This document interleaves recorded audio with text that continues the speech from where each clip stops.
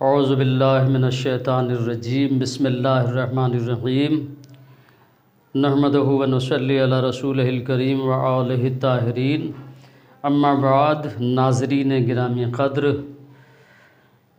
آج 20ویں ماہ رمضان المبارک ہے۔ اب جو شب آئے گی وہ شب 21 رمضان المبارک، یہ وہ عظیم اور درد بھری شب ہے کہ جس کی صبح کو مولا کائنات علی ابن ابی طالب علیہ السلام اس دنیا سے رخصت ہو گئے۔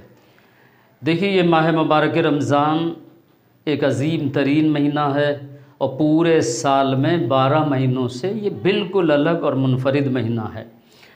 اب دیکھا جائے تو اس میں 3 حصے ہیں 10 کے، یعنی پہلا 10واں دن یہ برکتوں کا، اور دوسرا 10واں دن جو ہے یہ رحمتوں کا ہے، اور تیسرا جو عشرہ آتا ہے یعنی 10واں، یہ مغفرتوں کے دن ہوتے ہیں۔ ان 10 دنوں میں اللہ کی جانب سے بندوں پہ مغفرت، بلکہ میں خلاصتاً یوں عرض کروں کہ ماہ مبارک رمضان کا جو پہلا عشرہ ہے اس میں اللہ کی جانب سے اس زمین پر بندوں پر برکتیں نازل ہوتی ہیں، اور دوسرے عشرے میں اللہ کی جانب سے رحمتوں کا نزول، اور تیسرے عشرے میں مغفرتوں کا نزول ہے۔ یہ بخشش کا مہینہ ہے، اور بڑا بد نصیب ہے وہ آدمی جو اس ماہ میں گناہ کا ارتکاب کرے۔ حتی الامکان کوشش کرنا چاہیے اس مہینے میں گناہ سے بچے۔ دیکھیے، اس میں جو ہے اس ماہ میں 6ٹھی تاریخ جو ماہ مبارک رمضان کی ہے، اس 6ٹھی تاریخ کو اللہ نے توریت کو نازل کیا ہے۔ 6ٹھی تاریخ کو توریت نازل ہوئی، اور اس ماہ مبارک رمضان کی 13ویں تاریخ کو اللہ نے انجیل کو نازل کیا ہے، اور 18ویں تاریخ ماہ رمضان مبارک کی اس میں اللہ نے جناب داؤد پیغمبر پہ زبور کو نازل کیا، اور شب قدر میں قرآن مجید نازل ہوا۔ اتنی عظیم جو ہے اس کی راتیں ہیں۔ یہ مہینہ بڑا بابرکت ہے، اس میں جو ہے 4 آسمانی کتابوں کا نزول ہے، اور اس مہینے کی 10 تاریخ کو بی بی خدیجۃ الکبریٰ کی وفات بھی ہے، اور 15 تاریخ کو امام حسن مجتبیٰ علیہ السلام کی ولادت بسعادت بھی ہے۔ اور اس ماہ مبارک رمضان کی 19ویں تاریخ کی صبح کو مولا کائنات حضرت علی ابن ابی طالب علیہ السلام کے سر مبارک پر قبیلہ بنی مراد کا ایک ملعون جس کا نام عبد الرحمن ابن ملجم تھا، اس نے مولا کائنات کے سر مبارک پر پہلی رکعت نماز فجر کی پہلی رکعت کے پہلے سجدے میں، یعنی حالت سجدہ میں، سر مبارک پہ زہر میں بجھی ہوئی تلوار سے حملہ کیا، اور مولا کائنات زخمی ہوئے۔ یہ آج چونکہ شب 21 ہے، لہٰذا آج کی تاریخ کی اہمیت بہت زیادہ ہے۔ ایک تو شب قدر دوم ہے، اور دوسری چیز یہ کہ مولا کائنات کی شہادت کی شب ہے۔ اس میں بہت سے اعمال بھی ہیں اور عبادتیں بھی ہیں۔ وہ اعمال جو معمول کے مطابق آپ کرتے رہے، انشاءاللہ اگلے اس میں ویڈیو میں انشاءاللہ ہم آپ کو اعمال شب قدر مکمل تفصیل سے آپ کے سامنے بیان کریں گے۔ بہرحال آج کی جو شب ہے یہ بڑی درد بھری رات ہے۔ کیونکہ اس میں کائنات کا امام مولا کائنات حضرت علی بن ابی طالب علیہ السلام اس دار فانی سے دار جاودانی کی طرف رحلت کر جاتے ہیں۔ علی کی بیٹیاں 21ویں رمضان کو یتیم ہو جاتی ہیں۔ شب 19 آپ کو پتہ ہے کہ مولا کائنات اس شب 19 میں ساری رات جو ہے جاگتے رہے، اور مولا کائنات کا اصول یہ تھا کہ مولا کائنات ہر شب کو یعنی مغربین کے بعد جو ہے افطار اپنے فرزندوں کے یہاں کیا کرتے تھے۔ ایک دن آپ کی افطاری امام حسن کے گھر، ایک دن امام حسین کے گھر۔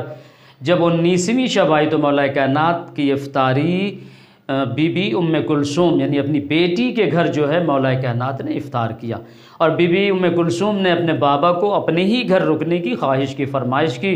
مولا کائنات شہزادی ام کلثوم کے گھر ٹھہرے ہوئے تھے۔ خود بی بی ام کلثوم بیان فرماتی ہیں کہ جب شب 19ویں آئی تو میرے بابا نے افطار کیا، پھر میرا بابا مصلی عبادت پہ آیا، اور میں دیکھتی رہی کہ بار بار میرے بابا مصلی سے اٹھتے تھے اور آسمان کی جانب نگاہ کر کے کہتے تھے خدا کی قسم یہ وہی رات ہے۔ جب میں نے سنا کئی بار تو میں پریشان ہوئی اور بابا کے قریب آ کے میں نے پوچھا بابا ایسا کیوں کہہ رہے ہیں، یہ وہی رات ہے، آخر کیا بات ہے؟ تو میرے بابا نے میرے سر پہ ہاتھ پھیر کے کہا کہ بیٹی یہ وہی رات ہے جس رات کا تیرے نانا محمد مصطفیٰ نے مجھ سے وعدہ کیا تھا۔ یہ خالق حقیقی کی بارگاہ میں میرے لیے حاضری دینے کی رات ہے۔ بی بی ام کلثوم کہتی کہ میں رونے لگی اور کہنے لگی بابا کیا آپ ہمیں یتیم کر جائیں گے؟ کہ بیٹی صبر سے کام لینا۔ بی بی ام کلثوم کہتی ہیں کہ 19ویں کی شب بڑی تیزی سے گزر رہی تھی، پھر میں دیکھتی رہی کہ میرا بابا مصلی سے کھڑا ہوتا تھا اور آسمان کو دیکھ کے کہتا تھا کہ خدا کی قسم وعدہ وفا کرنے کی گھڑی قریب آ چکی ہے، اور بار بار زبان پر یہ جملہ لاتے تھے انا للہ و انا الیہ راجعون۔ جب سحر کا وقت قریب آیا تو میں نے بابا کے سامنے کچھ دودھ اور کچھ سالن پیش کیا، بس ایک غذا استعمال کی سحری کے طور پر۔ اس کے بعد وضو کیا، ابا دوش پہ ڈالی اور گھر سے مسجد کی طرف نکلنا ہی چاہ رہے تھے، گھر سے مسجد کی جانب جانے کے لیے روانہ ہو رہے تھے کہ مولا کائنات نے اپنے گھر میں کچھ مرغابیوں یعنی بطخوں کو پال رکھا تھا۔ جیسے ہی مولا کائنات گھر سے باہر نکلنا چاہتے تھے، گھر کی پلی ہوئی مرغابیوں نے چاروں طرف سے علی کو گھیر لیا، ابا کا دامن پکڑ پکڑ کے کھینچ رہی تھی۔ میں بس ایک فقرہ کہوں گا، یہ بے زبان جانور اپنے مولا کو پہچان رہے تھے اور یہ اپنے امام وقت کو روکنے کی کوشش کر رہے تھے، بلکہ اپنی بے زبانی میں علی کی شہادت کا اور مصیبتوں کا نوحہ پڑھ رہے تھے۔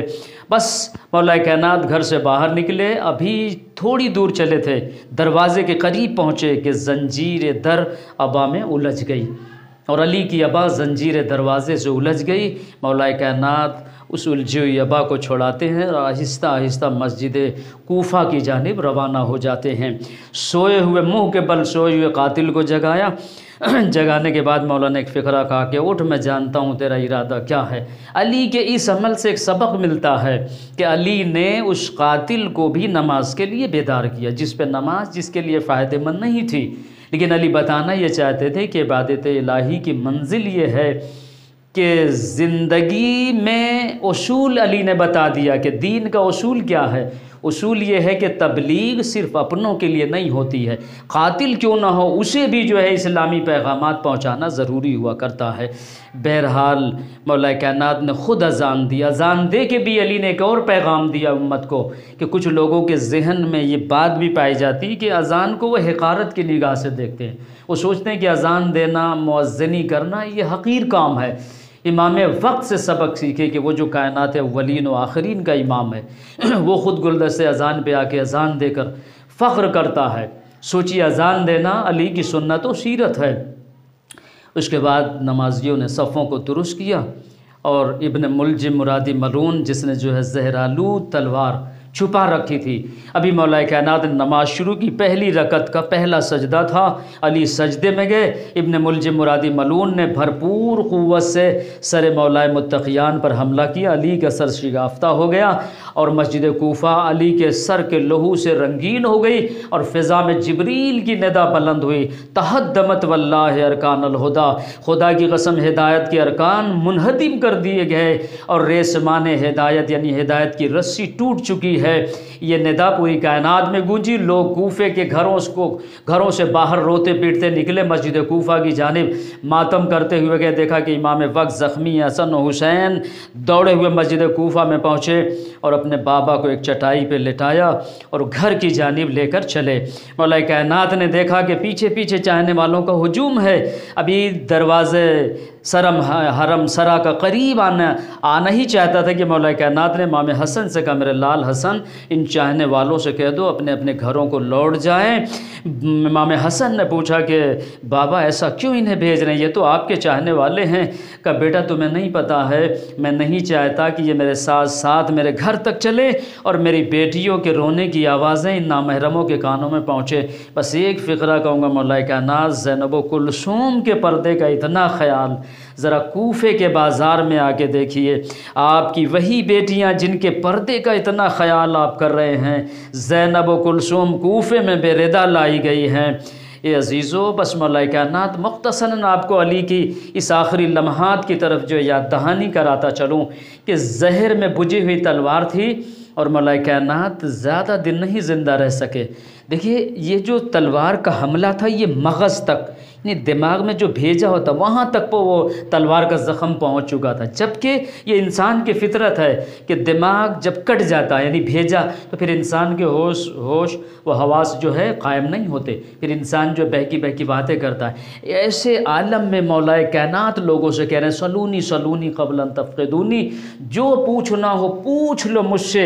اس جملے سے یہ نتیجہ برآمد ہوتا ہے کہ امام ہوتا ہے، عوام ہوتے ہیں۔ عوام کا اگر دماغ جو ہے زخمی ہو جائے تو ہوش و حواس گم ہو جاتے ہیں، وہ ہوش میں نہیں، لیکن امام بتانا چاہتے ہیں کہ میں محمد مصطفیٰ کا وصی ہوں، مجھ سے جو پوچھنا پوچھ لو، میرا دماغ اور بھیجا سب زخمی ہے۔ یعنی بتانا یہ چاہتے تھے کہ امت اور ہوتی ہے، امام اور ہوتا ہے۔ امت کا ذہن اور دماغ اگر زخمی ہو جائے تو ہوش میں نہیں ہوتی، لیکن معصوم کے دل و دماغ پر کچھ بھی حملہ کر دیا جائے تو معصوم اس عالم میں بھی ہذیان نہیں بک سکتا۔ بہرحال 19 20 یہ 2 راتیں 2 دن علی زندہ رہے، زہر نے پورے جسم پہ جو ہے حملہ کیا۔ مولا کائنات 21ویں ماہ مبارک رمضان میں اس دنیا سے رخصت ہو جاتے ہیں اور روتا بلکتا اپنے بچوں کو چھوڑ کر۔ صلی اللہ علیہ محمد و علیہ وسلم۔